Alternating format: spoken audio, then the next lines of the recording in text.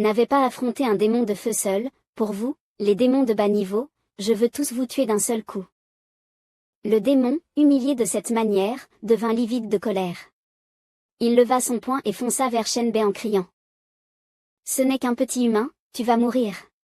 Qui aurait cru qu'en un clin d'œil, Shenbei avait déjà contourné le démon et l'attaquait avec plusieurs attaques rapides, sa voix grave continua, en tant que chasseur de démons ayant tué d'innombrables démons de feu dans ma vie précédente, je ne vais pas te laisser t'en sortir aussi facilement.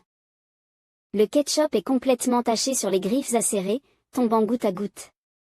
Shenbei est très familier avec chaque mouvement et faiblesse du chasseur de démons, il connaît même la direction de chaque méridien par cœur. De nombreuses coupures sur le chasseur de démons commencent à saigner. Il est gravement blessé, ce qui l'empêche de bouger.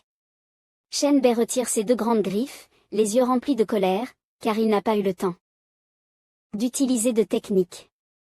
2 annonces du système apparaissent successivement. Annonce, le chef du clan Oren, niveau 11, a été tué, vous avez gagné 13 500 points d'expérience. Annonce, la mission 3 est terminée. Vous avez gagné 5000 points d'expérience et une fiole de potion démoniaque de sang de bas niveau. Après avoir regardé, Shenbei lève la tête et affiche une légère fierté, cela semble tellement familier, il semble que mes compétences ne se soient pas émoussées. À ce moment-là, le chef, le frère Qiang, et son groupe ont naturellement vu qu'ils avaient reçu des récompenses. Et ont tous crié à haute voix, frère Qiang, j'ai aussi eu une récompense, 5000 points d'expérience et un objet. 200. Moi aussi, j'ai eu ça. Le frère Qiang regarde l'interface du système, pensif, c'est. Un jeune homme aux cheveux bouclés s'approche et demande au frère Qiang, frère Qiang. Est-ce qu'il compte absorber le corps de ce boss? Le frère Qiang secoue la tête, fronce les sourcils, mécontent, Allons voir. À ce moment-là, 2 autres annonces du système résonnent. Annonce, vous avez dévoré une espèce spéciale et gagné 350 points d'évolution exclusif au virus de la lumière noire. Annonce, vous avez choisi d'éliminer le gène sanguin et gagné une fiole de potion démoniaque de sang de niveau A. Tout le monde se dirige vers Shenbei, qui est en train de gérer l'interface du système. Shenbei fait semblant de se retourner, et regarde d'un air confus, pourquoi êtes-vous revenu? Vous voulez peut-être partager le butin? Le frère Qiang devient alors très amical et rit, ah, tu me fais rire. Ce dernier boss, c'est toi qui l'as tué, comment oserais-je venir partager le butin? Shenbei le regarde sans joie et pense dans son cœur, encore une fois il fait semblant d'être moral, dommage que je vois déjà son vrai visage. Ensuite, Shenbei tient 2 éprouvettes et dit volontairement, waouh, il y a pas mal de choses qui sont tombées de ce boss. Regardez cette potion de sang de chasseur de démons de niveau B, cette potion de sang de démons de niveau A, et même un rouleau de mission pour changer de classe, chasseur de démons niveau A. Il montre les objets précieux un par un, et Shenbei taquine, tu ne veux vraiment pas les prendre? Le frère Qiang fait un bruit avec l'éprouvette qu'il tient. Il tend la main vers le jeune homme aux cheveux bouclés, qui lui remet immédiatement toutes les éprouvettes. Avec précaution, et dit, frère Qiang. Ce sont tous les échantillons de sang que nous venons de récupérer. Le frère Qiang dit avec un objectif clair, si tu dis que tu n'en veux pas, c'est sûrement un mensonge. Puis, avec un ton sincère et droit, il remet toutes les éprouvettes à Shenbei, en disant, mais nous ne sommes pas insensibles, après avoir accompli ta mission, tout le butin te revient de droit. Shenbei prend les éprouvettes, il connaît déjà le visage hypocrite de cette personne, et répond simplement avec un léger sourire, ça semble bien. Il serre les poings, place tous les objets dans son inventaire, puis lève la main et lui dit, tu es venu ici faire un tour, ça ne doit pas être seulement pour me féliciter, alors dis-moi ce que tu veux. Maintenant, le frère Qiang commence à jouer son rôle. En affichant une attitude décontractée, en réalité, ce n'est rien, c'est juste que mon petit frère veut devenir ami avec toi. Il est très rusé, et le frère Qiang sourit, ses yeux plissés, je voulais savoir où tu te trouves, car mon frère est en train de nettoyer une zone dans la banlieue ouest, si jamais il pénètre accidentellement sur ton territoire, ça pourrait poser problème.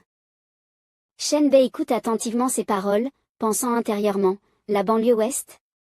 Menton semble vivre dans un quartier de la banlieue ouest, près du stade. Shenbei, sur ses gardes, soupçonne que cet homme, bien qu'il semble très droit, veut en réalité savoir ce que fait Shenbei sur son territoire.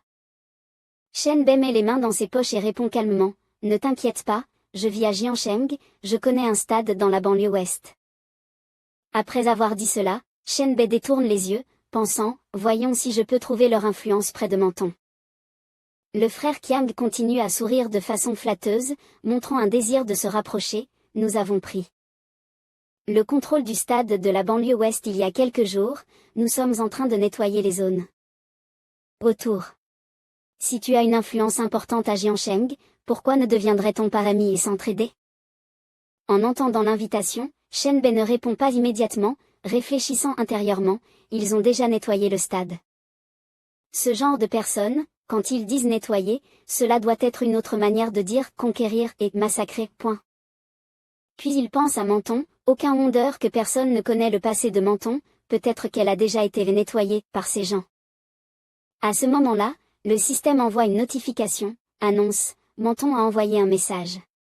Shenbei, voyant cela, répond immédiatement au frère Qiang, attends un instant. Il tourne ensuite la tête pour lire le message, maître. Il y a beaucoup d'évolués dans mon quartier, je pense qu'ils cherchent quelque chose d'une maison à l'autre. Si ça continue comme ça, il pourrait bientôt venir chez moi. Shenbei répond, il nettoie des zombies et des évolués, ne les laisse pas entrer chez toi, je suis en route. Après avoir lu le message de Menton, Shenbei réfléchit profondément, silencieux. Touché à ses proches, il ne le laissera jamais passer sans agir. Zhambei dit avec colère, tu es vraiment incroyable. Sentant l'anomalie de Zhambei, Qiang Ge demanda difficilement, que veux-tu vraiment faire? Après avoir dit ces mots, Zhambei poussa violemment la main, attrapant les tentacules viraux dans le corps de l'homme sans honte par son cou et cria, meurs. Plusieurs tentacules pénétrèrent brutalement dans sa gorge. Quelques minutes plus tard, le système alerta, mémoire d'évolution dévorée obtenue. Il ne resta plus que la moitié du corps de Qiang Ge, enveloppé dans un cocon. Zhambei absorba tout en réfléchissant, les souvenirs obtenus sont des fragments, l'emplacement précis reste flou. Le quartier international Jinhui, là où Mangman vit. Et aussi l'emplacement exact du terrain de compétition. Les autres témoins de la mort de Qiang Ge se dispersèrent de peur. Rapidement, il ne resta que Zhambei. Ils crièrent, vite, fuyons. Zhambei baissa les yeux et dit d'une voix menaçante, il semble qu'il faille laisser un survivant pour nous guider. Tu m'as bien averti, ce boss semble en savoir beaucoup, n'est-ce pas? Banlieue ouest de Wushan, immeuble 16, unité 1 du quartier international Jinhui. Dans la chambre de Mangman, la jeune fille faible tenait une batte de baseball devant la porte.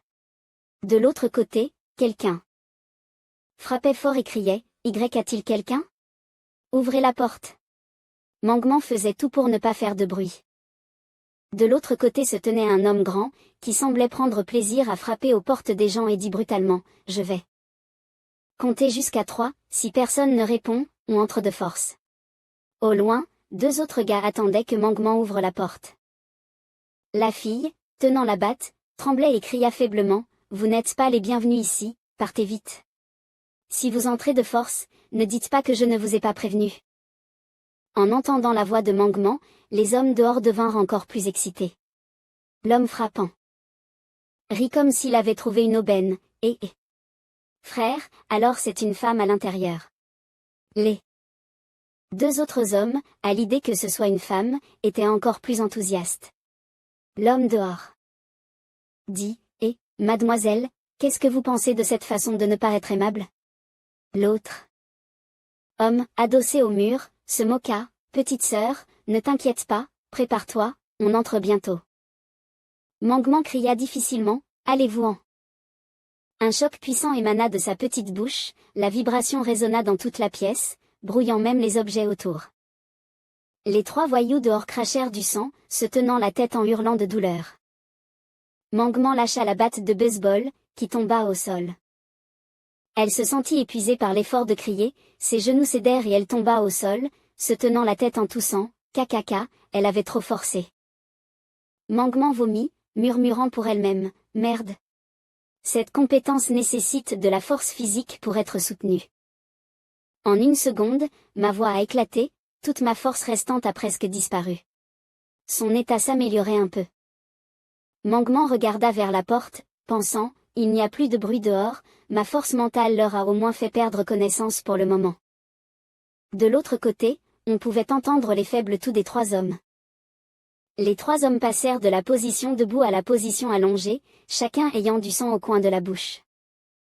Le premier à tomber, bien que pâle, resta résistant et contacta ses compagnons. Tous, rassemblez-vous au étage du bâtiment 16, cette fille peut attaquer avec sa force mentale. Mon équipe est morte, venez la capturer. Avec cette attaque mentale puissante, elle ne pourra pas en faire une autre de sitôt. 10 minutes plus tard. La porte de Mangman fut à nouveau violemment frappée, plus fort qu'avant. Elle se recroquevilla dans un coin, tremblante. Mangman haletait, épuisé, et se retourna en pensant, encore eux, il semble que je n'ai d'autre choix que de me battre. La porte fut enfin éclatée, ouverte violemment, des éclats de bois volèrent partout. De nombreux hommes commencèrent à pénétrer dans la pièce. Un homme chauve avec une cicatrice sur l'œil vit Mangman et s'écria avec excitation, « Waouh! C'est une jolie fille, pourquoi tu as tant de sueur? Petite, t'es fatiguée ?» Le grand homme qui se tenait à côté se tourna et provoqua excité, « Petite sœur, pourquoi tu cries pas cette fois? T'es bien foutue mais t'as une voix horrible. Laisse-moi te sauver. » Les femmes ne devraient pas crier. 2 hommes tendirent leurs bras sales et poussèrent Mangman contre le mur. Elle se leva difficilement. Pensant, avec la force qu'il me reste et mon pouvoir mental, je devrais pouvoir envoyer un autre coup. De flammes noires de l'enfer. Mangman cria intérieurement avec colère, « Vous allez tous mourir. » À ce moment-là, Mangman concentra son esprit et libéra la flamme noire de l'enfer. Un brouillard toxique violet-noir se dégagea d'elle, pénétrant chaque cellule des 2 méchants, qui se tordaient de douleur.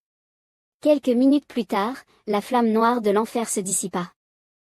Mangman posa ses mains sur le sol, haletante. Elle pensa en elle-même, le maître avait raison, les 4 attributs doivent se compléter mutuellement, si l'un d'eux est trop élevé, cela ne va pas. À ce moment-là, un homme après l'autre, voyant l'état faible de Mangman, devint plus arrogant. Celui portant un débardeur sourit et dit, « Les gars, cette petite fille a l'air de ne plus tenir. » Celui en chemise, les mains dans les poches, cria arrogant, « Et, beauté! Agenouille-toi et lèche, ou meurs, choisis. » C'était peut-être le moment le plus désespéré pour Mangman, la jeune fille tendit la main vers la fenêtre. Hurlant désespérément dans son esprit, « Non, non, je ne veux pas tomber entre leurs mains. » Le jeune homme blond derrière hurla furieusement, « Pourquoi poser des questions? La petite fille a-t-elle déjà choisi la mort? » Le chef, plus impitoyable, ordonna directement, « Appelez tous les frères et faites-leur faire l'affaire. » De nombreuses mains saisirent Mangman, attrapant ses bras, ses cheveux, ses jambes. Cette belle jeune fille se débattait de toutes ses forces contre eux, criant de colère, « Arrêtez-la, cette salope, comment ose-t-elle encore résister ?» À cause de l'attaque vocale qu'elle avait utilisée plus tôt, Mangman ne pouvait plus émettre de son. Désespérée, elle cria intérieurement, « Aidez-moi. Aidez-moi, qui va me sauver ?» Pendant ce temps, les 2 jeunes hommes tenaient fermement ses mains, et Mangman, en tant que femme, ne pouvait rien faire. Elle regarda la fenêtre et aperçut soudain une silhouette qui se précipitait à une vitesse fulgurante. C'était Shenbei, celui qui apparaissait toujours quand ses coéquipiers étaient en danger. Shenbei entra dans la pièce, traversa la grande fenêtre, et le verre se brisa avec fracas. Il s'éleva immédiatement dans les airs et donna 2 coups de pied consécutifs dans les visages des 2 jeunes hommes.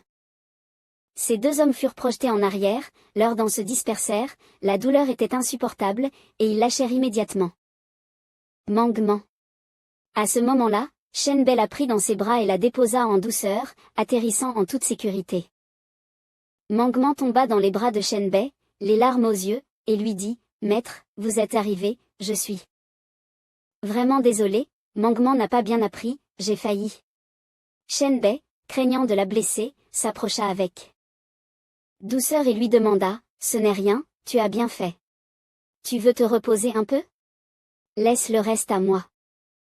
Puis notre héros, le capitaine Eli Tiang Jian, cria avec colère au petit voyou, vous osez harceler mon disciple? Aucun de vous ne quittera cet endroit vivant aujourd'hui. Shen Bei déposa doucement Mangman sur un canapé à proximité pour qu'elle se repose. Un homme, pressé, sortit son épée, se demandant, comment se fait-il qu'un autre soit arrivé? Un autre cria avec colère, cette petite fille a appelé des renforts. Peu importe, les gars, tu es là. Shen Bei ne dit rien, il baissa la tête, ses yeux cachés, et une aura violette de magie se dégagea de tout son corps. D'un coup de griffe, il saisit directement la bouche du premier homme, qui cracha immédiatement du sang. Se tournant vers l'homme armé, Shen Bei utilisa son bouclier pour parer, prêt à contre-attaquer avec la lame aiguisée. Mais cet homme était aussi faible qu'une limace, et d'un simple mouvement, Shen Bei le projeta contre le mur, qui se fissura au choc. Quelques minutes plus tard, tout devint silencieux, aucun bruit n'était perceptible. Même le plus petit des sons. Shen Bei regarda autour de lui et murmura, « Il n'y a plus personne ?» Mangman dit faiblement, « Maître, je me sens tellement mal. » Shen Bei se retourna immédiatement, visiblement très préoccupé. Mangman se tordait sur le canapé, se tenant l'estomac, frappant des jambes en douleur, soupirant, « Non, arrêtez, je suis trop fatigué, maître. » Shen Bei s'approcha à nouveau, observant attentivement ses mouvements, et dit, « Tu es épuisé, avec une surcharge mentale, ce qui te cause des maux de tête et des hallucinations ?» Dans son hallucination, Mangman murmura soudain, « Maître, où êtes-vous » Mangman leva la main, et Shen Bei saisit immédiatement sa main, la rassurant. Il caressa doucement sa petite tête, plaçant sa main blanche sur sa joue, et dit tendrement, « Mangman, maître est là. » Alors que Shen Bei ne s'y attendait pas, le jeune homme blond leva une hache dans son dos et attaqua sauvagement. Il ne connaissait pas la véritable force de Shen Bei. Ce gars avala immédiatement une épine qui traversa son corps, tombant mort sur place. Pour tuer quelqu'un, il n'est pas nécessaire de regarder. Shen Bei continua tranquillement à rassurer, « Ne t'inquiète pas. Le maître te protégera. » Ensuite, il concentra sa force dans le bras du roi des virus, frappant violemment, et le carrelage se fissura. Puis de nombreuses épines traversèrent rapidement et massivement tous les gens au sol. Il voulait s'assurer que tout le monde soit abattu.